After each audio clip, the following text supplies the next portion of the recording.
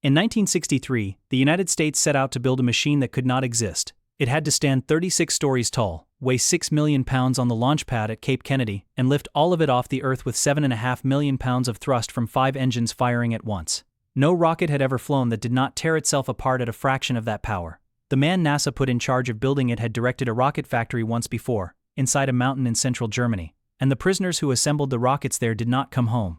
His name was Arthur Rudolph. Both of those factories were his. This is the story of the engineer who built the rocket that carried men to the moon, and of the years he spent inside the Harz Mountains of Germany that the United States chose not to look at for almost 40 years. It is a story with a launch record and a death toll in the same biography, and the difficulty of holding both at once is the reason it is worth telling carefully. He was born on November 9, 1906, in Steffershausen, a small farming village in the old German duchy of Saxe-Meiningen. His family worked the land, as families in that valley had for generations. He came of age in the wreckage of the First World War, in the Germany of the Weimar years, a country of collapsing currency, breadlines and vanishing futures, where a generation of young men with mechanical talent and no prospects turned their eyes upward. Rudolph trained first as a machinist, learning metal with his hands, and then studied engineering at a technical college in Berlin. Around 1931, he found his way into the small society of German rocket enthusiasts who gathered around the pioneer Max Valier, men who believed that spaceflight was an engineering problem and not a fantasy, and who tested crude liquid-fueled motors in fields outside the city. By 1934, he was working alongside a young aristocrat named Wernher von Braun. He had not entered rocketry through a government program or a grand ambition of the state. He had entered it through obsession, the same obsession that filled the amateur rocket clubs of 1920s Berlin. But the German army had been watching those amateurs, and the army recognized in their toys the outline of a weapon that the Treaty of Versailles had never thought to forbid. Therefore, the obsession was about to be nationalized, and the men who shared it were about to become employees of a rearming dictatorship. The team was moved to Peenemünde, a secret research station built on a spit of forest and dune on Germany's Baltic coast. There, Rudolph became a senior production engineer for a weapon the army designated the A4, and that the propaganda ministry would later rename the V2, the second of Hitler's so-called vengeance weapons. The engineering achievement was real, and it belongs in the record honestly, because pretending otherwise would weaken everything that follows. In the autumn of 1942, a V2 test vehicle rising off the Baltic coast became the first human-made object to cross the boundary of space. Every launch vehicle that has flown since, including the towering rocket that would one day put Americans on the moon, traces its engineering lineage back to those black and white test launches over the dunes of Peenemünde. The weapon itself was a terror designed to be unstoppable. A V2 climbed to the edge of space and fell back down faster than the speed of sound, arriving silently with no warning siren and no defense against it. Beginning in the autumn of 1944, the rockets fell on London and on the Belgian port of Antwerp, and several thousand civilians were killed by them. A single V2 strike on a crowded cinema in Antwerp killing hundreds in an instant. It was a genuine engineering marvel and an instrument of civilian slaughter at the same time. And that doubleness, the marvel and the slaughter living inside the same machine, is the pattern that will repeat through the whole of Arthur Rudolph's life. But the breakthrough served a regime at war, and a breakthrough that serves such a regime becomes a production problem before it becomes anything else. In the summer of 1943, British bombers found Peenemünde and struck it hard. The rocket program now needed to move its manufacturing somewhere bombs could not reach, somewhere underground, and at a scale the existing workforce could not possibly supply. The question of where to build became a question of who would build, and that second question has an exact date attached to it. In April of 1943, as chief engineer of the rocket production plants, Rudolph traveled to the Heinkel Aircraft Works near Berlin. There he watched the SS supply forced labor drawn from the Sachsenhausen concentration camp, prisoners working in assembly line under guard. According to the documentary research of the historians who have studied the program, including the work of the historian Michael Neufeld in his History of the Rocket and the Reich, Rudolph approved of what he saw and recommended the same arrangement for the rockets. The first concentration camp prisoners arrived at Peenemünde that June. This is the hinge of the entire story, and it does not need any decoration to land. A skilled engineer looked at slave labor as the solution to a production schedule, and endorsed it, and put his judgment on the record.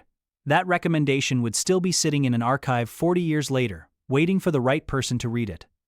So by the time the decision came to move production underground, the labor model had already been chosen. The machinery of the mountain was simply the previous choice, scaled up. The program relocated to the Konstein, a gypsum mountain in the Harz range of central Germany, near the town of Nordhausen. An old mine, once used to store strategic reserves, became the Mittelwerk, an underground V-2 factory carved into more than a mile of tunnel. Rudolph oversaw the move of the production equipment from Peenemünde into the mountain, working under the general manager Albin Sawatzki. And once the plant was running, he served as its operations director for V-2 production. The workers came from the Mittelbau-Dora concentration camp, built into the same hillside, behind the same wire, a camp that existed for one purpose: to feed the factory. The quotas were brutal, and the early output was poor. Sawatzki demanded 50 finished rockets in a single month, and under the chaos of half-built tunnels and untrained prisoners, the line could manage only a handful, several of which came back from testing as defective. What happened inside those tunnels is documented by the United States Holocaust Memorial Museum and by the historians who have spent decades reconstructing it. In the first months, before any barracks existed above ground, prisoners lived inside the unventilated tunnels themselves, in the cold and the rock dust and the dynamite smoke, sleeping in shifts beside the rockets they were assembling. They died of disease, of starvation, of exhaustion, and of execution, and the camp's overseers hanged prisoners accused of sabotage in front of the others.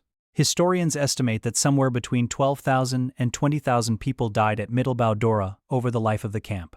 Those same historians have noted the bitter arithmetic that more people likely died building the V-2 than were ever killed by it as a weapon. The exact figure is contested at the edges, as all such counts are, and the responsible thing is to attribute it rather than to assert it. The scale of it is not in dispute. Restraint is the only honest way to narrate this, so the record will be allowed to carry it from here, without embellishment. On April 11, 1945, the United States Army reached the mountain. The 3rd Armored Division and the 104th Infantry, the soldiers who called themselves the Timberwolves, entered the Nordhausen area and came upon the Dora Mittelbau camp. They found roughly 3,000 corpses and several hundred surviving prisoners too weak to stand. The SS had marched the rest away on death marches days earlier. American soldiers photographed what they found, and their officers ordered local German civilians to walk up from the town and dig the graves. Among the Timberwolves that day was a young rifleman from Huntsville, Alabama, a detail that will acquire a terrible symmetry before this story ends. That is what the phrase "at the beginning of this video" means. The people who built the rockets did not come home. But within months, the men who had directed the rocket program were not standing trial for any of it. They were being recruited. Under a secret American intelligence effort that came to be called Operation Paperclip, the United States gathered von Braun's rocket team and brought them across the Atlantic, and in a number of cases the records of their wartime conduct were quietly edited or rewritten so that they could clear the immigration gates. Rudolph crossed with the group. The chapter inside the mountain went unexamined in public for decades, in part because the United States Army classified the records of the post-war Dora war crimes trial held at Dachau, the very trial that might have told the American public what the Mittelwerk had been. So the man who had run the mountain factory began an entirely new career in the American South. And almost no one in his adopted country knew that the first career had ever happened. The German rocket team settled at the Redstone Arsenal in Huntsville, Alabama, a quiet cotton town on the Tennessee River, that would remake itself around them into the center of American rocketry. The arrival of more than 100 German engineers and their families changed the place permanently. The town built new schools and neighborhoods, the population swelled, and Huntsville began to call itself Rocket City, a name it still carries today. The men who had worked in the tunnels of the Harz now coached Little League and joined churches and gave lectures at the local college, and the community absorbed them as its own. Rudolph rose steadily. He became technical director of the Redstone missile program around 1950, the missile that would later launch the first American into space. He was named project manager of the Army's Pershing missile in 1956, choosing the Martin Company as prime contractor and personally inspecting the plants that would build it, work for which the Army awarded him its highest decoration for a civilian. He bought a house in Huntsville. He raised his daughter there. He became woven into a community that would, 3 decades later, defend him with everything it had. And in 1954, Arthur Rudolph stood up and became a naturalized citizen of the United States. Therefore, by the time the National Aeronautics and Space Administration existed, and a young president had stood before Congress and promised to land a man on the moon before the decade was out, Rudolph was not a foreign guest. He was an American citizen and a proven program manager, with, on paper, a spotless record. In 1961, he moved formally to NASA's Marshall Space Flight Center in Huntsville, once again working under von Braun, first as an assistant director for systems engineering. And in August of 1963, he was made manager of the Saturn V program office. The assignment was almost beyond ordinary description. He was to direct a workforce that would eventually number in the thousands of engineers and reach across dozens of contractors and 3 separate NASA centers, all to build the most powerful launch vehicle ever attempted. on a deadline set by a promise that President Kennedy did not live to see kept. Now, the machine itself.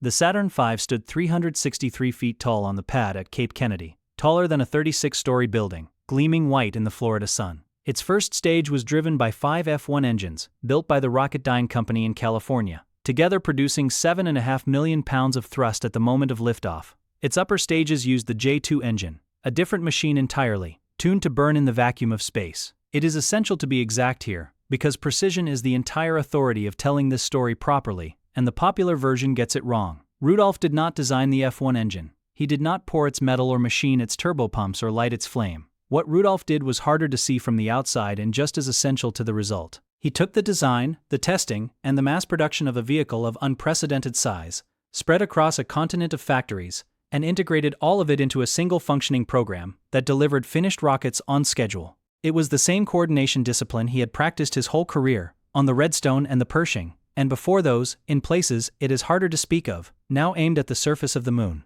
The engineers built the engines. Rudolph built the rocket. The scale of that coordination is hard to overstate. The first stage was built by Boeing, the second by North American Aviation, the third by Douglas, the engines by Rocketdyne, the instrument unit by IBM, each piece manufactured in a different state and shipped to the enormous vehicle assembly building at Cape Kennedy to be stacked into a single vehicle. Hundreds of thousands of people across American industry touched some part of the Saturn V before it ever flew. And NASA made a daring decision that put the whole schedule on Rudolph's shoulders. Rather than test each stage separately over years of cautious flights, the program would fly the entire rocket complete on its very first launch, a gamble called all-up testing that the conventional wisdom said was reckless. Rudolph's program office was the machine that made that gamble survivable, holding the schedule, the budget, and the performance of thousands of contractors in a single disciplined plan. And it worked. The Saturn V became the most powerful launch vehicle ever flown successfully to completion, a record that, more than half a century later, still stands. If you are finding this story worth your time, take a second to subscribe. The Rocket Archives covers the engineers behind the machines, the triumphs and the costs both, every week. The first complete Saturn V, the uncrewed test flight called Apollo 4, lifted off the pad at Cape Kennedy and performed very nearly flawlessly. The date was November 9, 1967. It was Arthur Rudolph's 61st birthday. It is the kind of coincidence a novelist would be told to cut for being too neat. And yet there it sits in the NASA launch record, his rocket leaving the Earth on the anniversary of his own. Less than 2 years later, on July 16, 1969, a Saturn V rose off the same pad carrying the crew of Apollo 11, and 4 days after that, 2 of those men walked on the surface of the moon while the world watched on television. Rudolph had already retired from NASA by the time it flew. In 1969, the agency awarded him the NASA Distinguished Service Medal, its highest honor, citing his work as director of the Saturn V program. It was the summit of the American life he had built from nothing. He had crossed an ocean as a defeated enemy and ended as one of the recognized architects of his adopted country's single greatest technical achievement. But at almost the same moment that NASA was pinning that medal to his chest, a survivor of Dora was preparing to publish a memoir, and a young Justice Department lawyer was about to pick up a book about how the V2 had actually been built. In 1979, that survivor's memoir helped return the nearly forgotten camp to public attention. Around the same time, an attorney named Eli Rosenbaum, working with a newly created unit inside the United States Department of Justice, called the Office of Special Investigations, began studying the German rocket engineers who had become American citizens. The unit had a single, specific mission: to identify, denaturalize, and deport people who had taken part in Nazi persecution, and then concealed it in order to enter the United States. Rosenbaum went into the National Archives and read the records of the Dora war crimes trial, the same records the Army had once classified to protect its rocket men. The documents pointed at Rudolph. So the memo from the spring of 1943 and the operations director's role inside the mountain were no longer buried history. They had become evidence in an open investigation. In September of 1982, Arthur Rudolph received a letter from the Justice Department requesting an interview. He at first assumed it was one more in the long series of routine security interviews he had sat through since his arrival in America. It was not. Over 3 sessions, federal investigators questioned him about his early membership in the Nazi Party, his attitudes during the war, his authority inside the middlework, and the treatment of the prisoners who had labored there. It matters to be precise about what the case did and did not establish. It rested on his documented position of authority over a production line that ran on slave labor, not on a single proven act of violence committed by his own hand. Rudolph for his part would later write that he had learned only to his horror that slave labor was to be used at the factory. The investigators reading the same record reached a very different conclusion about what he had known and when. In 1984, rather than fight the case through the courts, Rudolph signed an agreement. Under its terms, he would leave the United States and formally renounce his American citizenship, and in exchange, the government would not pursue proceedings to strip that citizenship from him or to deport him as a war criminal. His NASA pension, around $50,000 a year, was left intact. So was the citizenship of his wife and his daughter. In March of 1984, Arthur Rudolph and his wife boarded a flight for West Germany, and there he surrendered the citizenship he had held since 1954. This is the detail the headlines almost always get wrong, and getting it right is the whole point of the exercise. Rudolph was never convicted of a crime in an American court. He was not formally stripped of his citizenship by a judge. He gave it up himself, under negotiation, in order to make an investigation stop before it could reach a verdict. Nearly 40 years after Operation Paperclip carried him to America, he handed back the country that had honored him with its highest medal, and he did it with a signature rather than a sentence. The renunciation agreement was a tool the Office of Special Investigations had used before, with other aging men who had concealed a wartime past to enter the United States. What set Rudolph apart from the rest was the rocket. None of the others had their name on the vehicle that carried the country to the moon. None of the others had stood in a NASA auditorium to accept a medal for it. That is why his case, more than any of the quieter ones, became the one the country argued about, and the one it still has not finished arguing about. And so the image from the start of this video closes its loop. Both of those factories were his. The man who built the rocket that reached the moon had also run the one buried inside the mountain, and in the end, the second factory cost him the very citizenship that the first one had earned him. What followed was stranger still. West Germany protested that the American deal had left Rudolph a man with no citizenship in any country at all, formally stateless. The German authorities then opened their own examination of his wartime conduct, and by 1987 they declined to prosecute him, concluding that they had no basis to bring charges under German law. In 1990, an aging Rudolph flew to Canada to argue his case in person and to attempt to clear his name, and Canadian authorities barred him at the border as a suspected war criminal. Back in Huntsville, a group that called itself Friends of Arthur Rudolph, including former NASA colleagues, the retired general who had once commanded the Army Missile Agency, and the local chapter of the American Legion, campaigned publicly to defend him. Their argument was that he had been a manager caught inside an SS-run system, a man responsible for a schedule, and not for the cruelty around it, swept up by an investigation that judged a desperate wartime past against the comfortable standards of peace. The record holds the harder argument in the other hand. He had seen the camp labor at the Heinkel plant, recommended it for the rockets, and then run the factory in the mountain, where the dying actually happened. Both arguments belong in the story, and any viewer who weighs them and still finds the matter unresolved is not failing to understand it. It was never resolved. That is the honest shape of it. In 1985, a member of Congress from New York introduced a bill to revoke the NASA Distinguished Service Medal that Rudolph had received for the Saturn V. The fight over a single medal became the smaller, sharper version of the larger question that the whole case had forced into the open.